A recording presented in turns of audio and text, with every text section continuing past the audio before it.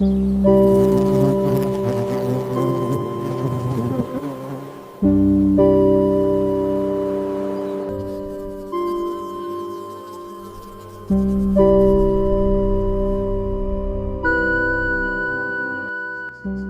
suatu sore yang cerah dan hangat, di tengah taman yang penuh warna atau di tepi ladang pertanian yang subur, suara dengungan lembut seekor lebah di antara bunga-bunga adalah salah satu simfoni alam yang paling menenangkan. Kita mengamati makhluk kecil berbulu ini dengan garis-garis kuning dan hitamnya yang ikonik, sibuk berpindah dari satu kelopak bunga ke kelopak lainnya. Bagi kebanyakan dari kita, ia adalah simbol dari kerja keras yang tak kenal lelah, ketertiban yang sempurna, dan harmoni alam. Ia adalah perwujudan musim semi dan musim panas, sang alkemis kecil yang mengubah nektar emas menjadi madu yang manis. Namun, persepsi kita yang sederhana dan damai ini, meskipun benar, secara drastis meremehkan peran fundamental dan skala kepentingan dari makhluk ini. Ia jauh dari sekedar penghasil madu. Ia adalah insinyur ekosistem dan pilar peradaban agraris kita. Tanpa kita sadari, saat kita menikmati sarapan pagi, makan siang, atau makan malam, makhluk kecil ini adalah buruh tak terlihat yang memegang kunci kelangsungan hidup peradaban kita. Pernyataan bahwa sepertiga dari setiap suap makanan yang kita konsumsi bergantung pada penyerbukan oleh lebah dan penyerbuk lainnya bukanlah sebuah hiperbola, melainkan sebuah perkiraan konservatif yang didukung oleh data ilmiah dari Organisasi Pangan dan Pertanian Perserikatan Bangsa-Bangsa. Mari kita dekonstruksi sebuah piring makanan sederhana secara lebih mendalam. Bayangkan sebuah sarapan, semangkuk yogurt dengan taburan buah stroberi, blueberry, dan irisan kacang almond, ditemani segelas kopi. Stroberi dan blueberry adalah tanaman yang sangat bergantung pada penyerbukan silang oleh serangga untuk menghasilkan buah yang besar dan berkualitas.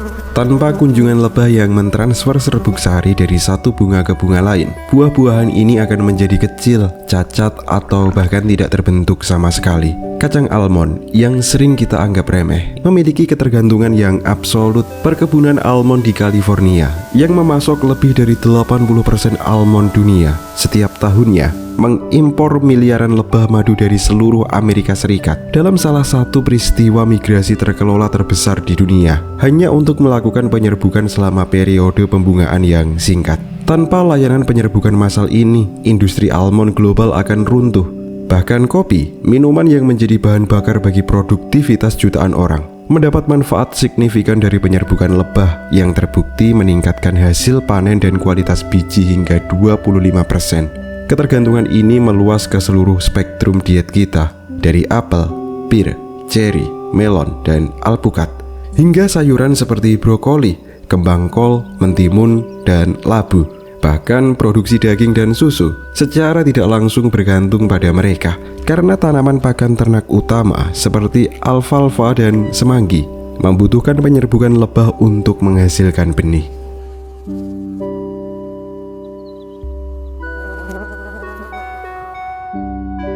Secara global, nilai ekonomi dari jasa ekosistem penyerbukan yang disediakan oleh lebah dan serangga lainnya diperkirakan mencapai antara 230 miliar US dollar hingga 577 miliar US dollar setiap tahunnya.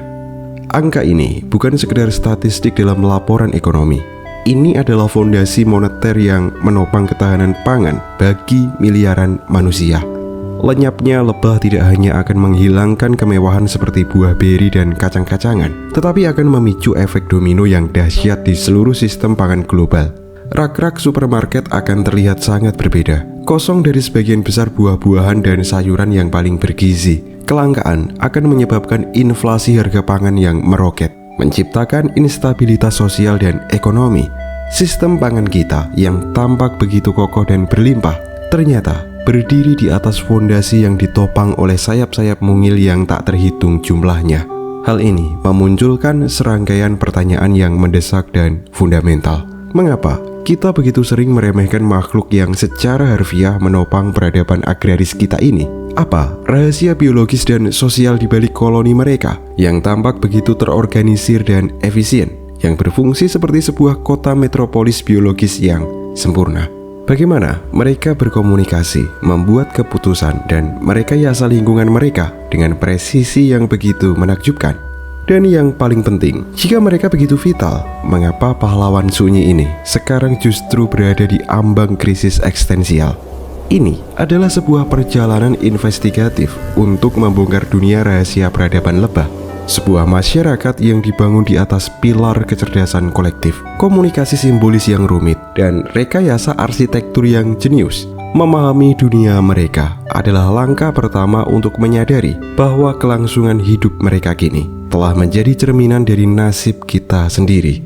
Krisis yang mereka hadapi bukanlah masalah ekologi yang terisolasi. Ia adalah lonceng peringatan bagi ketahanan dan kebijaksanaan peradaban manusia.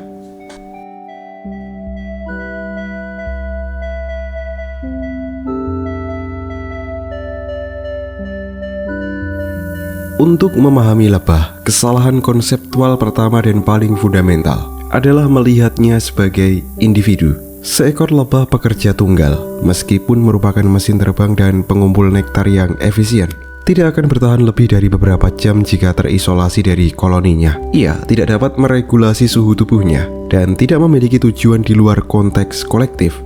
Kekuatan sejatinya terletak pada kesatuan.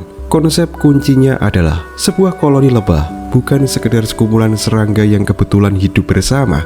Ia adalah sebuah superorganisme, sebuah entitas biologis tunggal yang kesadarannya terdistribusi di antara puluhan ribu anggotanya, yang semuanya bertindak dan berpikir sebagai satu kesatuan demi kelangsungan hidup dan reproduksi keseluruhan. Setiap lebah individu di dalam sarang berfungsi seperti sel di dalam tubuh kita. Lebah pekerja yang semuanya adalah betina kecil adalah otot, sistem indera, sistem pencernaan, dan sistem imun dari tubuh kolektif itu. Ratu, satu-satunya betina yang bereproduksi secara penuh, adalah ovarium superorganisme tersebut. Sebuah mesin bertelur yang luar biasa yang mampu menghasilkan hingga 2000 butir telur per hari, seringkali melebihi berat tubuhnya sendiri. Lebah jantan atau drone yang jumlahnya jauh lebih sedikit dan hanya muncul pada waktu-waktu tertentu, pada dasarnya adalah sel sperma terbang yang tugas tunggalnya adalah membuahi ratu baru selama penerbangan kawin. Sarang itu sendiri, dengan madu dan serbuk sari yang tersimpan, adalah kerangka, sistem peredaran darah atau distribusi nutrisi dan cadangan lemaknya. Seluruh perilaku di dalam koloni, dari mencari makan, mengatur suhu sarang, membersihkan sel, hingga mempertahankan diri dari penyusup, dikoordinasi demi kelangsungan hidup dan reproduksi superorganisme secara keseluruhan, bukan individu. Landasan genetik dari altruisme ekstrim ini adalah sistem reproduksi unik yang disebut haplodiploidi. Lebah betina yang terdiri dari pekerja dan ratu berkembang dari telur yang dibuahi diploid. Sedangkan lebah jantan berkembang dari telur yang tidak dibuahi atau haploid. Akibatnya, lebah pekerja betina bersaudari memiliki ketertarikan genetik sebesar 75% satu sama lain, lebih tinggi daripada keterkaitan mereka dengan ibu mereka atau sang ratu atau anak mereka sendiri. Dari perspektif evolusi, secara matematis, lebih menguntungkan bagi seekor lebah pekerja untuk membantu ratu membesarkan lebih banyak saudari daripada mencoba bereproduksi sendiri. Lalu, bagaimana puluhan ribu individu ini berkoordinasi dengan presisi layaknya sebuah orkestra tanpa konduktor? Mereka tidak memiliki pemimpin hierarkis yang memberikan perintah verbal. Sebaliknya, mereka memiliki salah satu sistem komunikasi paling kompleks dan abstrak di dunia hewan, yakni tarian goyang atau waggle dance. Ditemukan dan diuraikan oleh etolog Austria Karl von Fritsch melalui serangkaian eksperimen cerdas yang membuatnya memenangkan hadiah Nobel Fisiologi atau kedokteran pada tahun 1973. Tarian ini adalah sebuah keajaiban komunikasi simbolis. Bayangkan, sebuah lebah pramuka berhasil menemukan ladang bunga clover yang kaya akan nektar berjarak 1,5 kilometer dari sarangnya. Ia akan kembali ke dalam sarang dan mulai menari di atas permukaan sarang yang vertikal. Tarian ini bukan sekedar gerakan acak, ini adalah bahasa vektor yang sangat presisi. Tarian ini terdiri dari dua fase utama. Fase lari lurus sambil menggoyangkan perutnya dengan cepat disebut waggle run, diikuti dengan fase kembali berbentuk setengah lingkaran ke titik awal, bergantian ke kiri dan ke kanan untuk mengulangi lari lurus tersebut. Tarian ini menyampaikan 3 informasi krusial dengan akurasi yang menakjubkan. Pertama, arah atau sumber makanan. Sudut dari wiggle run relatif terhadap garis vertikal lurus ke atas di dalam sarang atau melawan arah gravitasi. Jika bunga berada 30 derajat ke kanan dari posisi matahari saat ini, lebah akan menari dengan sudut 30 derajat ke kanan dari garis vertikal. Ini adalah sebuah bentuk transduksi informasi yang luar biasa, mengubah data visual spasial atau posisi matahari menjadi data gravitasi taktil yang dapat dipahami di dalam kegelapan sarang. Lebah bahkan memiliki jam internal yang mampu mengkompensasi pergerakan matahari seiring berjalannya waktu. Kedua, jarak. Durasi dari wiggle run secara langsung berkorelasi dengan jarak ke sumber makanan. Sebuah goyangan singkat selama 1 detik mungkin menandakan jarak 500 meter. Sementara goyangan yang lebih lama selama 2 detik bisa berarti jaraknya 1 kilometer. Lebah lain yang mengelilinginya di dalam kegelapan membaca tarian ini bukan dengan mata, melainkan dengan antena mereka, merasakan getaran dan mengikuti gerakan sang penari untuk memahami instruksinya. Mereka juga mencium aroma bunga yang menempel di tubuh penari dan mencicipi sampel nektar yang dimuntahkan. Ini memberikan konfirmasi aroma spesifik dari target. Ketiga, kualitas. Semakin antusias dan cepat getaran perut sang penari dan semakin sering ia berhenti untuk membagikan sampel nektar. Artinya, semakin berkualitas sumber nektar tersebut. Ini berfungsi sebagai sistem penilaian bintang 5. Ini adalah bahasa geometri, vektor, dan fisika. Sebuah sistem GPS biologis yang memungkinkan koloni untuk secara efisien memetakan dan mengeksploitasi sumber daya di lingkungan mereka yang bisa mencapai radius 5 km atau lebih. Kejeniusan kolektif lebah juga terwujud dalam arsitektur mereka. Sarang lebah adalah sebuah mahakarya rekayasa, efisiensi material, dan termodinamika. Selama ribuan tahun, manusia dari filsuf Yunani kuno hingga matematikawan modern telah terpesona oleh kesempurnaan sel-sel heksagonal segi 6 yang membentuk sarang lebah. Pertanyaannya adalah, mengapa bentuknya heksagon? Heksagon adalah bentuk yang paling efisien secara matematis. Artinya, heksagon menyediakan area penyimpanan terbesar dengan menggunakan keliling total yang paling sedikit. Dalam konteks sarang lebah, ini berarti mereka dapat menyimpan madu dalam jumlah maksimal dengan menggunakan lilin lebah dalam jumlah yang minimal. Lilin adalah sumber daya yang sangat mahal secara metabolik. Lebah harus mengkonsumsi sekitar 8 kg madu hanya untuk menghasilkan 1 kg lilin dari kelenjar khusus di perut mereka. Dengan membangun sel heksagonal, mereka menghemat energi yang luar biasa. Setiap dinding sel juga digunakan bersama oleh sel di sebelahnya, semakin mengurangi jumlah bahan yang dibutuhkan. Ini adalah solusi optimal untuk masalah pengemasan dan penyimpanan yang telah disempurnakan oleh seleksi alam selama jutaan tahun. Lebih dari itu, sistem sarang juga merupakan sistem termoregulasi. Superorganisme harus menjaga suhu area anakan pada level yang sangat stabil, sekitar 34-35 derajat Celcius, agar larva dan pupa dapat berkembang dengan baik. Terlepas dari suhu di luar yang bisa berkisar di bawah titik beku hingga di atas 40 derajat Celcius, pada hari yang panas, lebah pekerja akan mengumpulkan air, menyebarkannya dalam tetesan-tetesan kecil di dalam sarang, dan mengepakkan sayap mereka secara serempak di pintu masuk untuk menciptakan aliran udara. Mendinginkan sarang melalui pendinginan evaporatif, layaknya sistem pendingin udara biologis. Di musim dingin, mereka akan berkumpul membentuk gugusan rapat di sekitar ratu, melepaskan otot-otot terbang mereka dari sayap dan menggetarkannya dengan cepat untuk menghasilkan panas.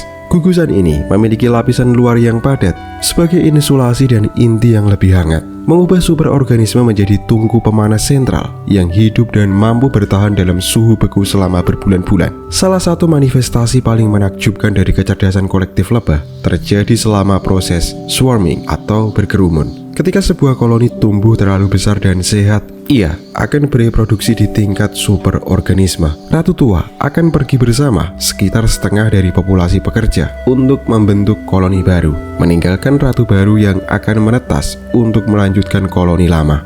Proses pencarian rumah baru ini bukanlah sebuah keputusan otokratis yang ditentukan oleh ratu. Ini adalah sebuah bentuk demokrasi terdistribusi yang luar biasa, sebuah contoh klasik dari kecerdasan kawanan. Ratu dan ribuan lebah akan menunggu di lokasi sementara, seperti cabang pohon, sementara beberapa ratus lebah pramuka yang paling berpengalaman terbang ke segala arah untuk mencari calon sarang baru. Biasanya rongga yang kering dan aman seperti lubang di pohon.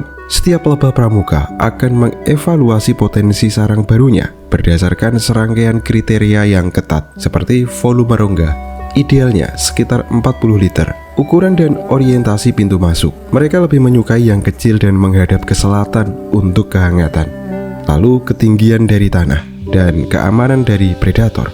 Setelah menemukan lokasi yang menjanjikan, pramuka akan kembali dan mulai berkampanye dengan melakukan tarian goyang di permukaan kawanan. Tarian ini sama seperti tarian pencarian makan, mengkodekan arah dan jarak ke lokasi yang ia temukan. Intensitas tariannya mencerminkan antusiasme atau kualitas lokasi tersebut. Lebah pramuka lain akan mengamati tarian ini, terbang untuk memeriksa sendiri lokasi yang diiklankan. Dan jika mereka setuju, mereka akan kembali dan ikut menarikan tarian yang sama, merekrut lebih banyak lebah untuk mendukung kandidat sarang tersebut. Selama beberapa jam atau bahkan hari, sebuah debat tarian akan berlangsung. Beberapa tarian untuk lokasi yang berbeda akan terjadi secara bersamaan. Namun, melalui proses umpan balik positif ini, semakin banyak pramuka akan beralih menarikan tarian untuk lokasi yang paling superior. Lokasi yang biasa-biasa saja akan kehilangan pendukungnya karena para pramuka yang memeriksanya kembali dengan penilaian yang kurang antusias atau tidak menari sama sekali. Ketika jumlah penari untuk satu lokasi mencapai kuorum kritis, sebuah ambang batas persetujuan, keputusan telah dibuat. Sinyal bersiap-siap akan menyebar ke seluruh kerumunan, dan dalam sekejap, seluruh kawanan akan terbang bersama secara serempak menuju rumah baru yang telah mereka pilih secara kolektif. Ini adalah contoh sempurna dari kecerdasan kawanan, di mana sebuah kelompok tanpa pemimpin dapat memproses informasi yang kompleks dari berbagai sumber, mengevaluasi berbagai pilihan, dan mencapai keputusan konsensus yang optimal untuk kelangsungan hidup kelompok.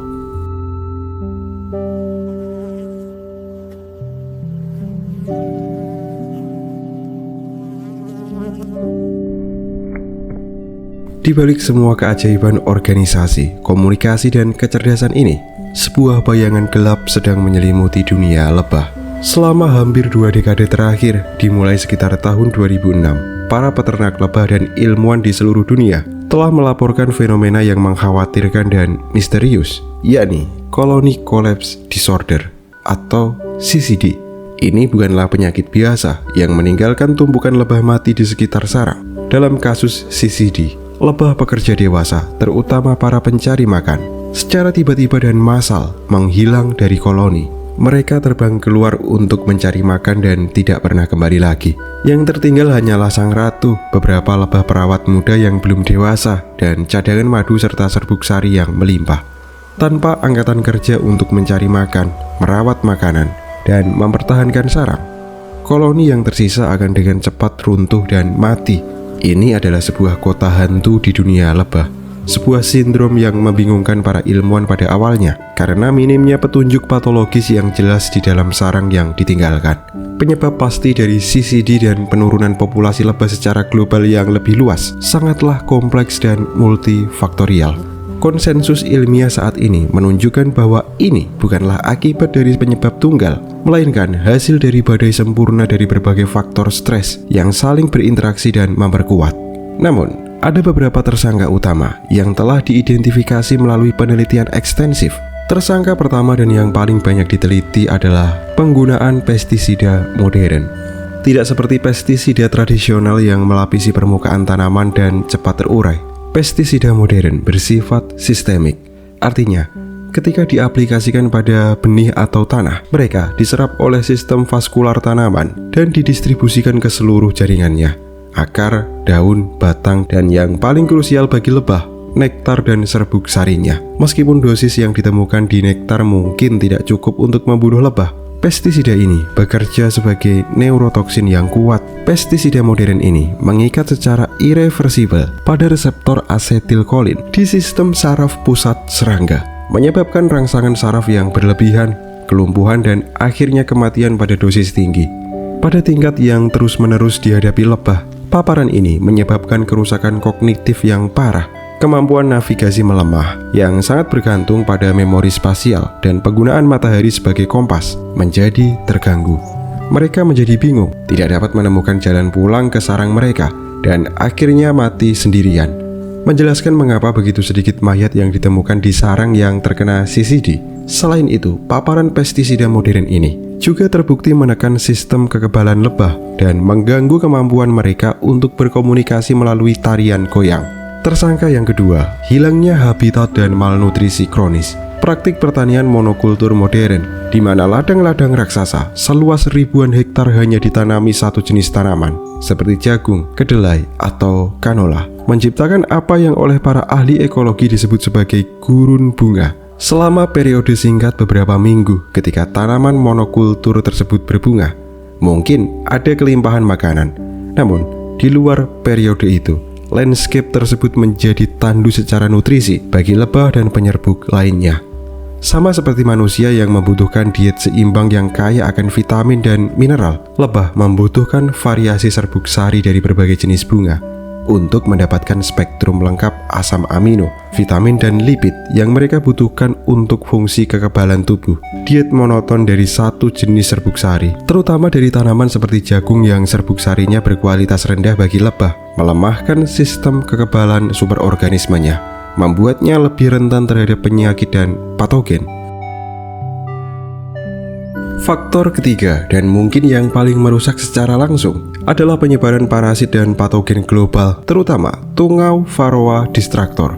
Parasit eksternal ini, yang sering disebut sebagai vampir dunia serangga, adalah musuh bebuyutan lebah madu, berasal dari Asia Tenggara, di mana ia hidup dalam keseimbangan yang relatif tidak berbahaya dengan inang aslinya, lebah madu Asia.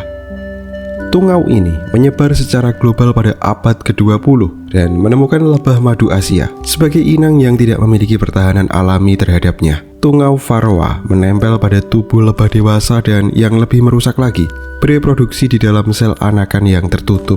Di sana, tungau betina dan keturunannya menghisap hemolimfa dan jaringan lemak larva dan pupa lebah. Jaringan lemak sangat penting bagi lebah untuk penyimpanan energi, detoksifikasi, dan fungsi kekebalan. Proses ini tidak hanya melemahkan lebah secara fisik, tetapi juga lebih penting, tungau Varroa adalah vektor yang sangat efisien untuk berbagai virus mematikan. Salah satu yang paling terkenal adalah virus sayap cacat. Dalam populasi lebah yang sehat, virus ini mungkin ada pada tingkat rendah tanpa menyebabkan gejala. Namun, ketika tungau Varroa menggigit lebah, ia secara efektif menyuntikkan virus langsung ke dalam aliran darah, menyebabkan infeksi yang merajalela yang mengakibatkan sayap lebah tidak berkembang dan masa hidup yang sangat singkat. Kombinasi pelemahan fisik oleh tungau dan infeksi virus sekunder seringkali menjadi pukulan mematikan bagi sebuah koloni. Kunci untuk memahami krisis lebah adalah konsep sinergi. Masing-masing stresor ini cukup buruk, tetapi kombinasinya menciptakan efek berjenjang yang mematikan. Seekor lebah yang sistem sarafnya telah dirusak oleh pestisida akan kesulitan mencari makan, yang menyebabkan malnutrisi bagi dirinya dan koloninya. Lebah yang kekurangan gizi memiliki sistem kekebalan yang lebih lemah, membuatnya tidak mampu melawan infeksi virus yang ditularkan oleh tungau Varroa. Beban stres kumulatif ini, racun, kelaparan, dan penyakit, pada akhirnya menyebabkan runtuhnya seluruh arsitektur sosial dan fisiologis dari peradaban lebah.